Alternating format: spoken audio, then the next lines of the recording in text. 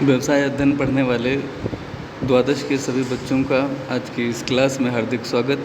आज हम चैप्टर 4 की शुरुआत करेंगे जिसका नाम है नियोजन यानी कि प्लानिंग। प्रबंधन के प्रमुख 5 कार्यों में से सबसे पहला और बहुत ही महत्वपूर्ण और बुनियादी कार्य है, फंक्शन है नियोजन।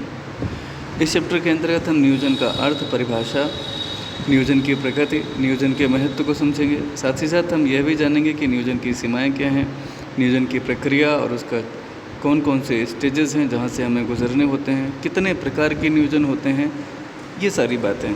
तो सबसे पहले हम यह जानें कि नियोजन का अर्थ क्या है, क्योंकि प्रस्तावना मैं आपको पहले ही बता चुका।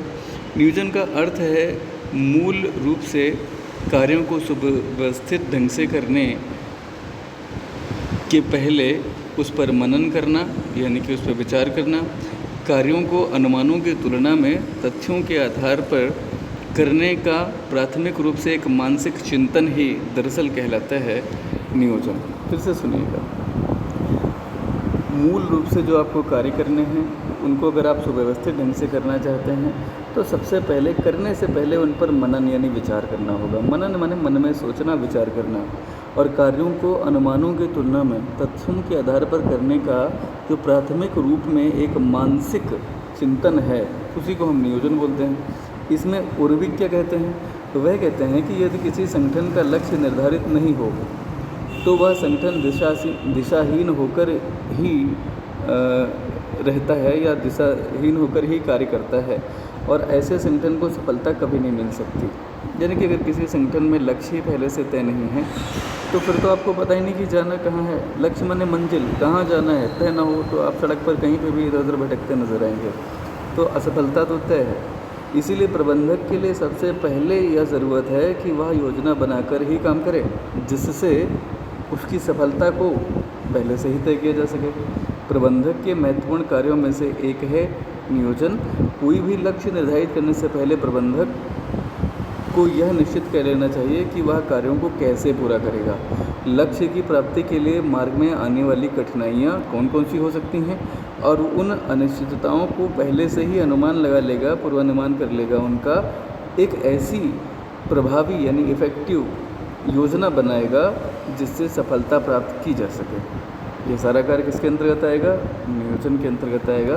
तो कुल मिलाकर के आप नियोजन के बारे में अगर फिर से कहना चाहें अलग शब्दों में, तो पहले से ही यह निश्चित करना कि भविष्य में क्या करना है, कैसे करना है, कब करना है, कहाँ करना है, वह कल के कार्यों का आज ही निर्धारण कर लेना नियोजन है। यानी कि कल जो आप करने वाले हैं वह आज ही तय कर लेना, यही तो नियोजन है।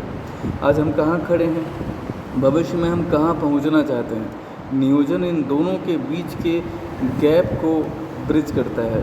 यानी कि आज हम जहाँ हैं और आज के बाद हम कल जहाँ पहुँचना चाहते हैं, इन दोनों के बीच में जो गैप है उसके सेतु, उसके बीच में पुल का काम करता है। ये दो किनारे हैं आज जहाँ हम खड़े हैं, और दूसरा किनारा है जहाँ हमें पहुँचना है। दोनों के बीच में नदी है, इसके बीच में पुल का काम करता है नियोजन यानी कि प्लानिंग। तो जो व्यावसायिक संस्थाएँ होती हैं उनकी जटिल समस्याओं का समाधान करने के लिए समन्वित ढंग से यानी कि कोऑर्डिनेशन करते हुए, इंटीग्रेटेड तरीके से भी कह सकते हैं, उद्देश्यों को प्राप्त करने के लिए सोच विचार कर योजना बनाना। यहाँ समन्वित ढंग से मतलब है कि आपके पास जितने भी संसाधन हैं, जितने भी लोग हैं और जो कार्य आपको करने हैं, सबके बीच में एक समन्वय, कोऑर्डिनेशन स्थापित करने की स्थिति बने, ऐसा लक्ष्य आपका होता है।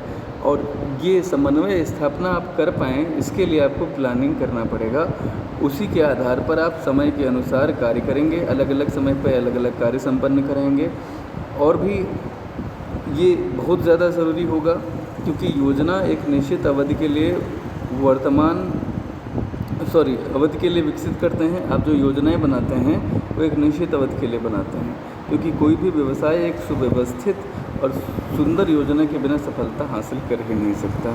अब आप एक चित्र के जरिए समझ लीजिए कि आपकी वर्तमान स्थिति, यहाँ आप खड़े हैं और आप यहाँ से आप यहाँ पहुँचना चाहते हैं, तो ये भावी स्थिति है। भावी स्थिति मतलब फ्यूचर स्टेट, आप यहाँ पहुँचना चाहते हो और अभी आप यहाँ हो।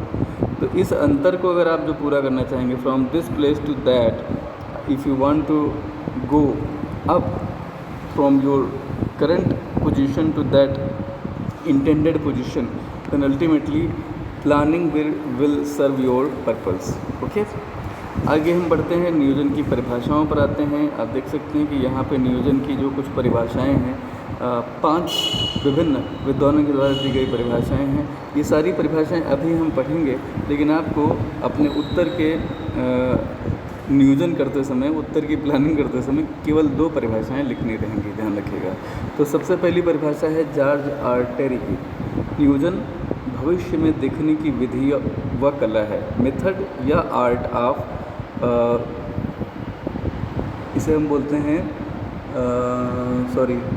फोरकास्टिंग, भविष्य में देखने की कला, फोरकास्टिंग यानी भविष्यवाणी करने की कला। ठीक, नियोजन भविष्य में देखने की कला है। इसमें भविष्य की आवश्यकताओं का रचनात्मक पुनरावलोकन किया जाता है ताकि निर्धारित लक्ष्यों के संदर्भ में वर्तमान प्रयासों को उनके अनुरूप बनाया जा सके। देखिए, जो आपके निर्धारित लक्ष्य हैं कि भविष्य में हमें इस पोजीशन तक पहुंचना है, तो आपके जो वर्तमान प्रयास हैं आपको अपनी मंजिल के अनुरूप ढालने पड़ेंगे, तभी आप उस मंजिल तक पहुंच पाएंगे। अगर आपके प्रयास, आप चाहे कितनी भी मेहनत कर रहे हों, लेकिन अगर आपके प्रयास आपकी मंजिल के अनुरूप नहीं हैं तो आप सफल नहीं हो सकते। तो प्लानिंग केवल यही तय करती है कि आज आपके प्रयास कैसे होंगे ताकि आप अपने लक्ष्य तक पहुंच सकें। इसमें लक्ष्य का निर्धारण भी है, ध्यान रखिएगा।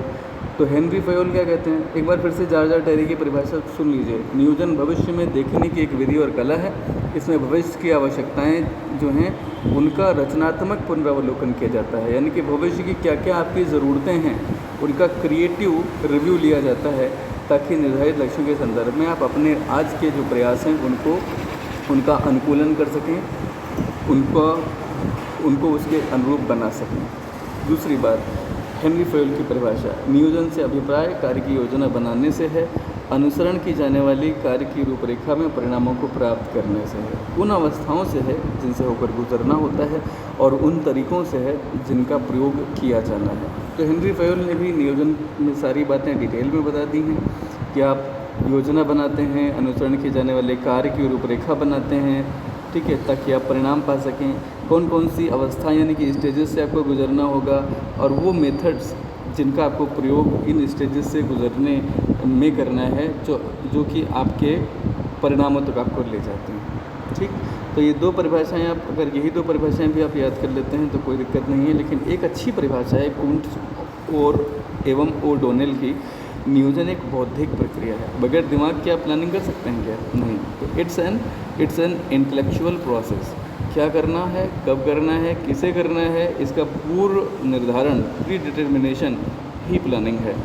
हम कहाँ हैं और हमें कहाँ जाना है, इसके अंतर को पाटता है प्लानिंग। ये डेफिनेशन बहुत अच्छी है बच्चों, ये आपको आनी चाहिए। कुंट्ज़ ओडोनेल, इसे ज़रूर करिएगा, बाकी आप इनमें से चाहें दूसरी जो भी कर लीजिएगा। तो George R Terry, Henri Fayol और कुंट्ज़ ओडोनेल की जो डेफिनेशन है मुझे लगता है ये समझ गए होंगे। इसके अलावा नियोजन मूल रूप से चयन का कार्य है, सिलेक्शन का काम है। नियोजन की समस्या तभी पैदा होती है जब कार्य के कई वैकल्पिक ढंग होते हैं और उनमें से आपको कोई एक चुनना होता है, और आपको पता ही है हर कार्य को करने के अनेकों वैकल्पिक ढंग होते हैं, इसीलिए नियोजन महत्वपूर्ण हो जाता है। ये किसने कहा? बिली ई कोच। उर्विक कहते हैं कि नियोजन एक प्रकार का मानसिक चिंतन है, मेंटल डिस्कशन है। जब आप सोचते हैं लगातार, आपस में ही अपने अंदर ही डिस्कशन करते हैं, या आपस में ही कुछ लोग डिस्कशन भी कर सकते हैं। इसके अनुसार कार्य का व्यवस्थित रूप से करना, कार्य करने से पहले उस पर विचार करना, कार्य का संपादन अनुमानों के आधार पर नहीं बल्कि तथ्यों के आधार पर करने की प्रक्रिया इसमें शामिल होती है। देखिए, सिर्फ भविष्य में आप अनुमान के आधार पर नहीं करते, सिर्फ यूं ही आप अपनी इंट्यूशन लगाते चले जाएं ना, डेटा का इस्तेमाल करते हुए आप भविष्य का अनुमान लगाएंगे तो वो ठीक होगा, सही एस्टिमेशन होगा।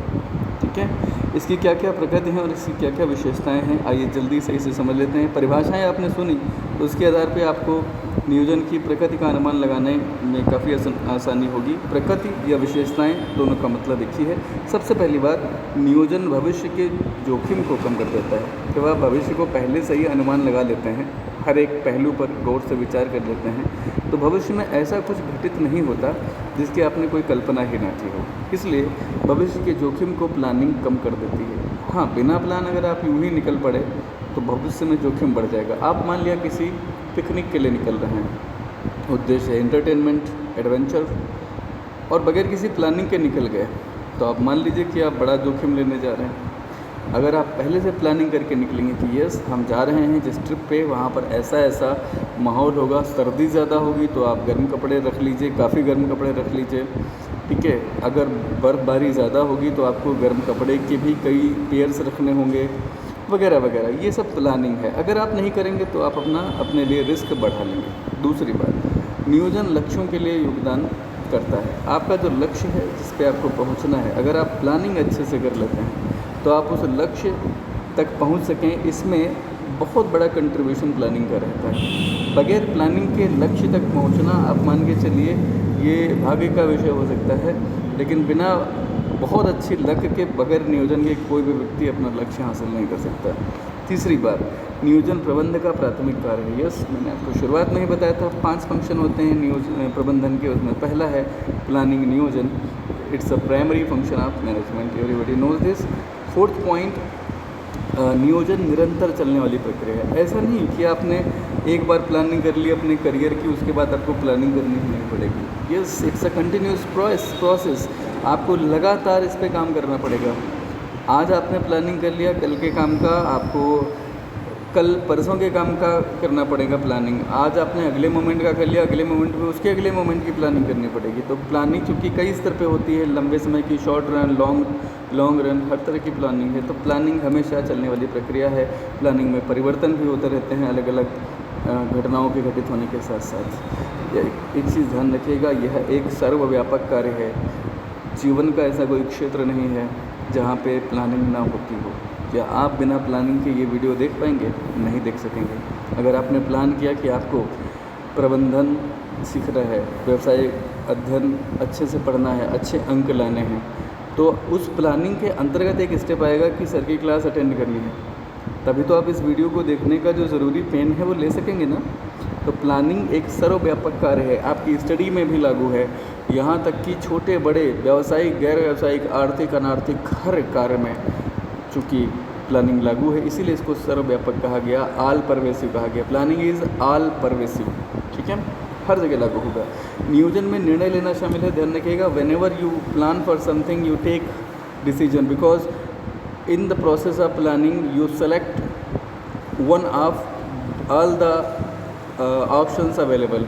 तो जैसे ही आप जितने भी ऑप्शंस अवेलेबल हैं उनमें से कोई एक चुनते हैं तो आप नियोजन में निर्णय भी कर रहे होते हैं। तो प्लानिंग में निर्णय लेना शामिल होता ही है। पढ़िएगा पूरा, अगर कोई डाउट होगा तो पूछेंगे। नियोजन एक बौद्धिक प्रक्रिया है। Yes, without using your intellect you can not complete this process of planning, right. दिमाग तो लगाना पड़ेगा ना।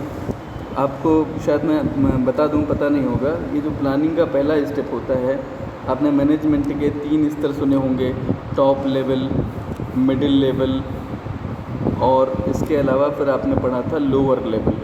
तो प्लानिंग का काम टॉप लेवल के लोग करते हैं। वो लोग जो हाईली क्वालिफाइड, वेल एक्सपीरियंस्ड लोग होते हैं, उनका काम होता है प्लानिंग करना और फिर उसका एग्जीक्यूशन कराना मिडिल लेवल का काम होता है, और उसको बिल्कुल ज़मीनी स्तर पर ले आना लोअर लेवल मैनेजमेंट का काम होता है। तो नियोजन एक बौद्धिक प्रक्रिया है जिसे विशिष्ट बुद्धि वाला व्यक्ति ही संपन्न कर पाता है। आपने चाणक्य का नाम सुना होगा, उन्होंने नियोजन किया, प्लानिंग किया, और सिर्फ कुछ सैनिकों के साथ चंद्रगुप्त मौर्य जैसे एक नौसिखिए को लेकर के उसको ट्रेनिंग देते हुए उन्होंने घनानंद जैसे उस समय के बड़े जो है शक्तिशाली राजा को परास्त किया और उसके वंश तक को नष्ट कर दिया। This is the power of planning, ध्यान रखिएगा। तो नियोजन की प्रकृति और विशेषताएं, यहाँ पर एक पिक्टोरियल डिपिक्शन भी है कि नियोजन की प्रकृति क्या है, कि ये लक्ष्यों में योगदान देता है, प्रबंधन का प्रारंभिक कार्य है, बौद्धिक प्रक्रिया है, निर्णय लेना इसमें शामिल है, ये सर्वव्यापी कार्य है, निरंतर चलने वाली प्रक्रिया है और भविष्य के जोखिम को कम कर देता है। तो यहाँ तक आपने पढ़ लिया नियोजन की प्रकृति। इसके बाद है नियोजन का महत्व, जिसे हम अगले वीडियो में पढ़ेंगे। यहाँ इस वीडियो को यहाँ तक देखने के लिए आप सभी का बहुत बहुत धन्यवाद। यदि आपको किसी भी टॉपिक में जो मैंने जल्दी में पढ़ाया है, अगर आपको कोई डाउट है तो आप एक बार पूरा स्टडी करें, मेरी कही गई बातों को और अपने द्वारा पढ़ी गई बातों से जो निकल के आया है उसको आपस में मिलाएं, और उसके बाद भी अगर कोई डाउट रह जाता है तो कमेंट बॉक्स में अपनी बात ज़रूर रखें। कुछ अच्छा लगे तो भी बता दीजिए, अगर कुछ अच्छा नहीं लगा है तो भी बता दीजिए, क्योंकि आपकी जो प्रतिक्रिया होती है वो कहीं ना कहीं मनुष्य जो है वह स्वभाव से प्रतिक्रिया पसंद करता है। अगर आप अपनी प्रतिक्रिया देते हैं तो कहीं न कहीं लगेगा कि जो कोशिश मैं आपके लिए कर रहा हूँ वो कुछ सार्थक हो रही है। अगर आपको अच्छा लगे तो लाइक ज़रूर कर दिया करिए, क्योंकि इससे भी कहीं न कहीं एक उत्साह बना रहता है। बुरा लगे तो डिसलाइक ज़रूर करिए। कोई ज़रूरी नहीं कि आप लाइक ही करें, लाइक या डिसलाइक दोनों में से जो भी लगे मन से करिए। अच्छा ना लगे तो लाइक बिल्कुल मत करिएगा, बुरा लगे तो डिसलाइक ज़रूर कर दीजिएगा। फ़िलहाल आपकी प्रतिक्रिया की प्रतीक्षा रहेगी। ये अपेक्षा भी रहेगी कि आपको अगर कोई चीज़ नहीं समझ में आएगी तो संकोच नहीं करेंगे, कमेंट बॉक्स में पूछेंगे ज़रूर। तो ऐसे ही देखते रहिए, सीखते रहिए। बहुत बहुत धन्यवाद।